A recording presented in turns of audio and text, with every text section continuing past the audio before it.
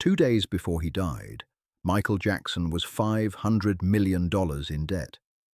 He owned half of the most valuable music catalogue ever assembled. 2 weeks after he died, that catalogue started making money faster than it ever had in his life. Somebody had been waiting. It was the spring of 2014. Almost 5 years since the King of Pop had been carried out of a rented mansion in Holmby Hills on a stretcher, an empty bottle of propofol on the bedroom floor. His personal physician had pleaded not guilty, gone to trial, been convicted of involuntary manslaughter, served 2 years, and walked free. The case was officially closed. What was bothering me was what everybody had decided not to look at. 3 things since the first week. The money. Michael Jackson, the most valuable musician on the planet, was somehow $500 million in the hole. The math doesn't work unless somebody was steering it that way. The doctor. Conrad Murray had $700 in his bank account. The man who hired him was paying him $150,000 a month. After Michael died, that man's company denied the contract had ever existed. And the will, filed 4 days after the death, signed and dated to a day on which Michael Jackson was on the other side of the country. The girl out front set a folder on the desk. The civil trial transcript, 5,000 pages. She'd marked the depositions where the lying started. I bit down on the pacifier and turned to the first page.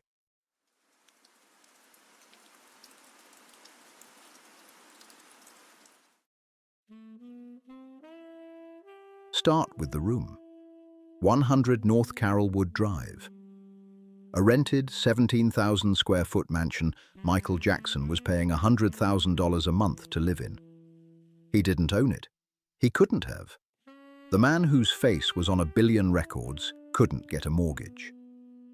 On the 2nd floor, the master bedroom had been converted into a kind of medical suite. An IV stand, an oxygen tank, a folding cot where Conrad Murray slept most nights, fully dressed, with his cell phone in his hand.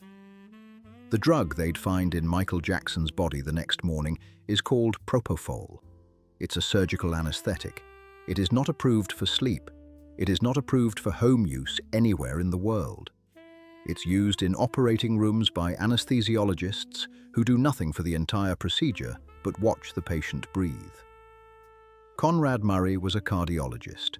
He had no anesthesiology training. He had been giving Michael Jackson nightly infusions of propofol as a sleep aid since April.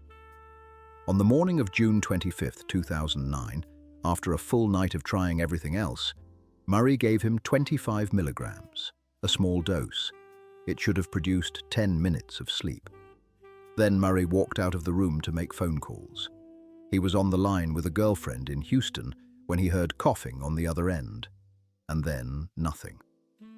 The call lasted 3 or 4 minutes.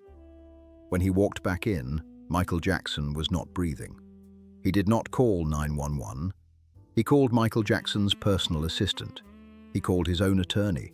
He moved drug bottles. He took down the IV.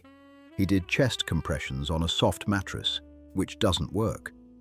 82 minutes after Michael Jackson stopped breathing, somebody on the staff finally dialed 911.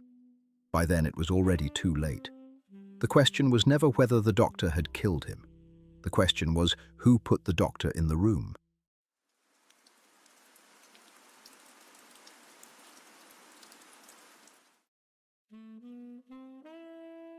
$500 million. That's what Michael Jackson owed on the day he died. The number came out in the civil trial, line by line, from a forensic accountant named William Ackerman. $200 million in catalog-secured loans, $170 million more accumulated in the 8 years before his death. $40 million owed to AEG Live for advances on the comeback tour. The interest payments alone ran $30 million a year. Now, here's what most people don't understand about that number. Michael Jackson was not bankrupt. He was the opposite. He was sitting on top of one of the most valuable assets in the entertainment industry, and somebody had structured his life so he couldn't access it. In 1985, while the music industry called him crazy, Michael Jackson bought the publishing rights to every song the Beatles ever recorded, $47.5 million for the ATV catalogue. By 2009, that catalogue merged with Sony into a joint venture called Sony ATV, was worth somewhere between $800 million and $1.25 billion. Michael owned half.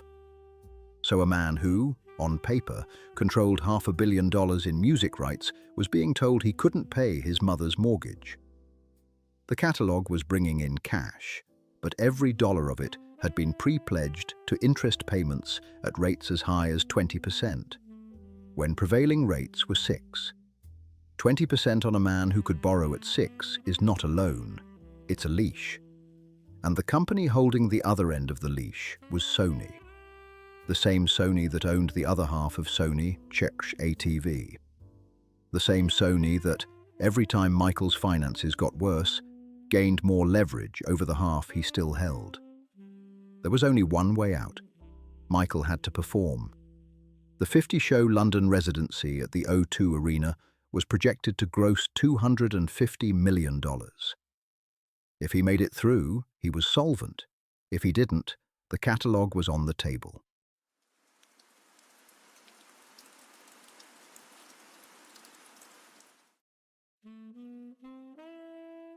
Conrad Murray, on the day he was hired to sit in Michael Jackson's bedroom, had $700 in his bank account. He owed hundreds of thousands in back child support. The IRS had liens on his properties. He was maintaining girlfriends in 3 different cities, including a stripper in Santa Monica he'd installed in an apartment with no source of income. His clinics in Las Vegas and Houston were failing. And then AEG Live offered him $150,000 a month, $1.8 million a year, more than he'd made in any 5 years of his medical career combined, to sit in a bedroom and keep one man functional for the next 12 months. He took it without hesitation. Now, here's the part the civil trial spent 6 weeks fighting over. Michael Jackson, broke, did not pay Conrad Murray. AEG Live drafted the contract. AEG Live agreed to advance the salary. AEG Live sent the contract to Murray on company letterhead, signed by AEG executives, calling itself the producer of the engagement. After Michael Jackson died, AEG Live denied the contract had ever existed. The contract was admitted into evidence. AEG's defense became, instead, that the contract was never finalized. Michael had not signed it on his end before he died, so technically Murray was not yet AEG's employee. That distinction is what won them the trial. But 2 weeks before Michael died, the director of the residency, Kenny Ortega, sent an email to AEG's CEO. Ortega had been at the rehearsal that night. He'd watched Michael on stage. He wrote that Michael was frail, disoriented, talking to himself. He begged AEG to bring in a real doctor. AEG's CEO wrote back that Murray was being paid a lot of money to manage the situation, and that they should not interfere. That email is in the court record. It is not contested. The interpretation is,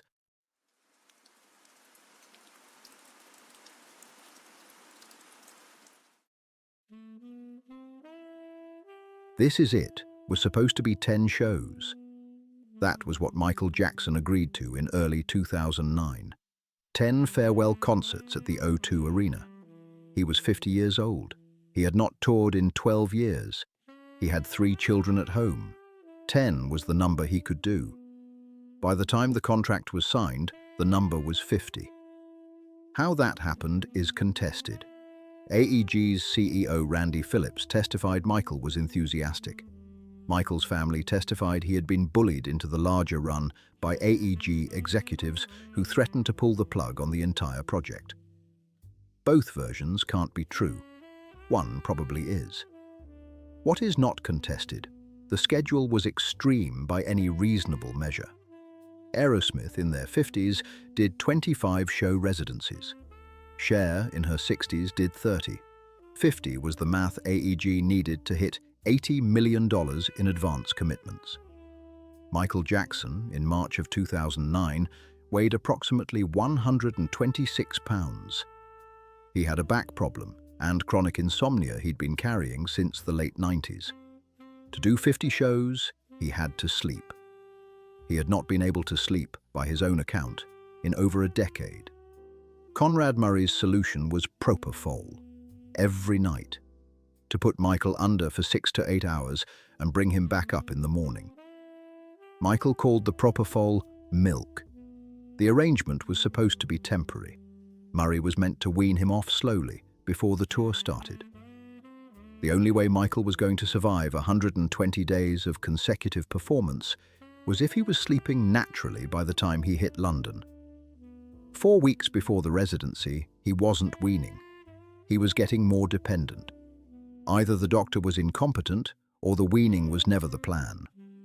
The 50 shows were a gauntlet a 50-year-old man could not have survived, and somebody with their hand on the situation had to know that. I'd been told once that I didn't always look the part. I let people keep thinking that.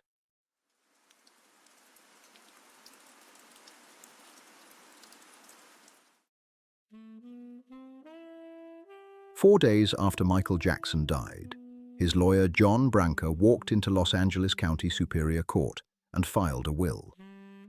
The will was dated July 7, 2002. It named Branca and music executive John McClain as the sole executors of the entire estate. On the standard 10% commission, that was a $500 million position over the lifetime of what they'd be managing. There were two problems. First, Michael Jackson had fired John Branca in 2003, publicly, in writing. He'd called him a thief. He'd hired Branca back only 7 weeks before his death, in May of 2009, for what Branca described as an unrelated matter. A man who'd spent 6 years calling his lawyer a thief brings him back in the final 8 weeks of his life. The same lawyer files probate paperwork 4 days after the death.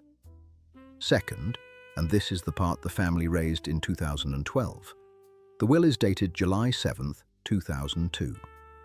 Michael Jackson, on July 7, 2002, was in New York City. The will says it was signed in Los Angeles.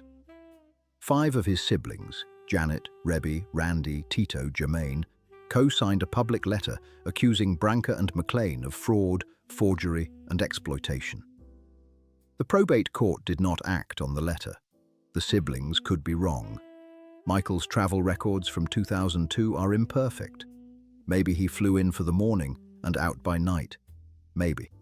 What is certain is that John Branca, on the strength of that document, became one of the 2 men who would control everything Michael Jackson ever made, and would broker every deal the estate cut from that day forward. In 2024, 15 years after Michael's death, Branca sold half of the catalogue to Sony. The deal valued Michael's musical assets at over $1.25 billion. Sony, the company Michael had spent the last decade of his life trying to escape, now permanently owned half of everything he'd built.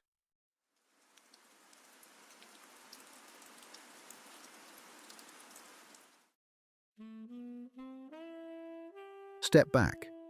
This is the part of the case where I have to be careful.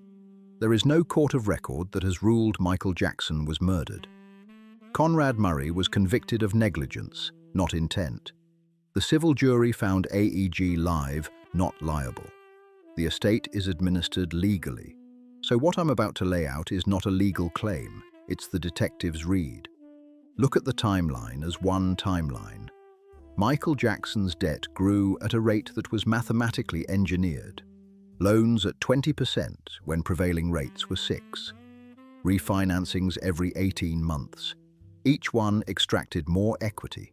Each one tightened the leash. Sony, the entire time, was both a creditor and a buyer in waiting.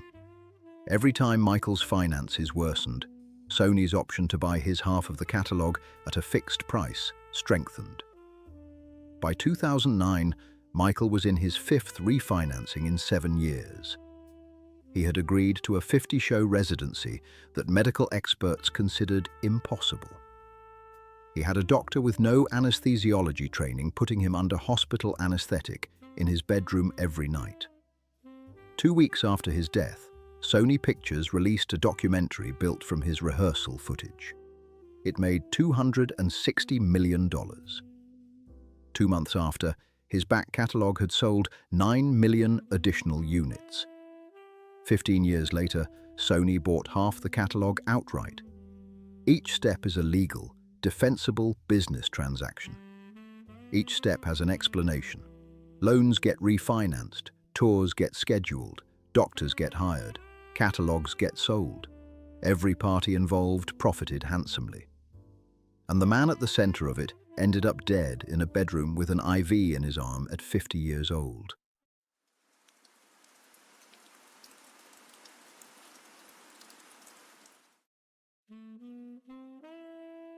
The case didn't end in 2014. Conrad Murray served 2 years and went back to Trinidad to practice medicine. In 2016, he published a memoir blaming Michael Jackson for his own death. AEG Live merged into AEG Presence. None of its executives faced charges. John Branca remains the executor of the Michael Jackson estate. Under his stewardship, it has grown from $500 million in debt to $2 billion in assets. He has personally collected, by some estimates, more than $100 million in fees. In 2017, Michael's daughter Paris told Rolling Stone that she was, and her word was, absolutely convinced her father had been murdered. She called it a setup. The interview was widely covered and then quietly forgotten. In 2024, Sony bought half of the Michael Jackson catalogue for over $1 billion. Sony, the company Michael had publicly accused of trying to destroy his career, the company he'd picketed outside of, the company he'd called predatory in every interview from 2002 onward, now permanently owned half of everything he made. There are 2 versions of the story. In the first, Michael Jackson was a brilliant, troubled man who self-destructed under pressure he chose to put on himself.